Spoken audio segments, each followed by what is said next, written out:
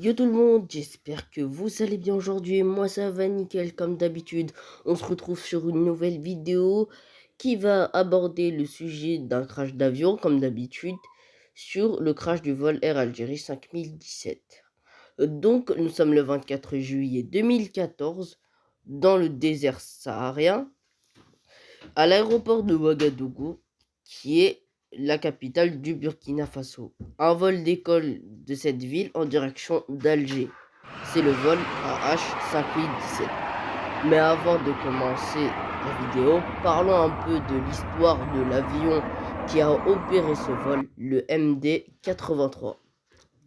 Le MD-83, dérivé de la célèbre famille DC-9, est entré en service en 1985, est un avion moyen courrier capable de transporter entre 155 et 172 passagers grâce à ses deux moteurs turbofans Pratt et Whitney JT8D-10-219 montés à l'arrière avec une vitesse de croisière d'environ 840 km/h. Cet avion, il a été remplacé au fur et à mesure par le Boeing 737 NG et les Airbus A320.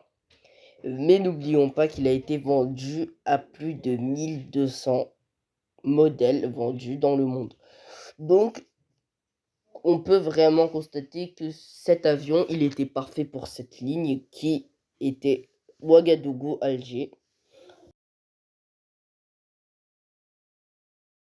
Le vol Air Algérie 5017 était opéré donc du coup, comme nous l'avons constaté, par un MD-83 de la compagnie Swiftair, une compagnie cargo. Bien avant cet incident, Air Algérie a eu un incident qui est le crash du vol Air Algérie 6289 le 6 mars 2003 à l'aéroport de Tamraset. Ce crash, ça va être concerné par un 737-200. Le moteur va exploser au décollage et va mettre l'avion dans une situation de décrochage.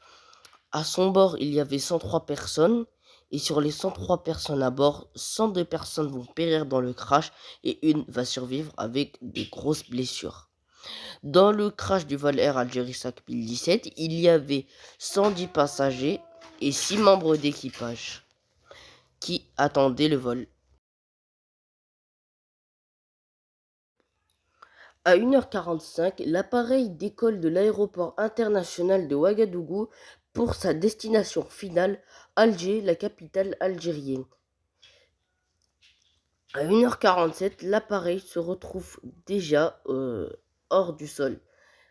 Les pilotes, au moment où ils arrivent au-dessus de la frontière malienne, entrent dans une tempête et découvrent que quelque chose tourne pas rond dans les commandes. Les vitesses sont pas très pertinentes et ils sentent que l'appareil commence à tomber. L'avion décroche et fonce vers le sol. Malheureusement, malgré tous les efforts des pilotes, ça ne servira à rien. Le crash est tout simplement inévitable. Les 114 personnes à bord meurent sur le coup. Malgré que le MD-83 soit de construction américaine, le NTSB, The National Transportation Safety Board, ne sera pas là pour l'enquête, mais ce sera plutôt le BEA, Bureau d'enquête et d'analyse, qui s'occupera de cette affaire. Et découvriront que la cause du crash du vol Air Algérie 5017 a été causée par un gel des sondes pilot, créant un décrochage de l'appareil. Je sais que beaucoup de personnes vont commencer à me dire que ce crash ressemble beaucoup au vol Air France 447. Et vous avez totalement raison, il y a tout qui se ressemble.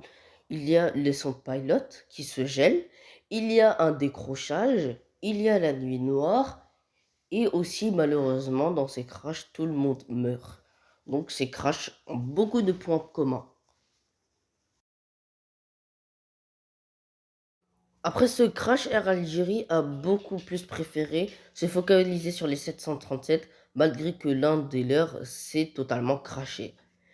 En tout cas, je vous remercie tous pour avoir regardé cette vidéo.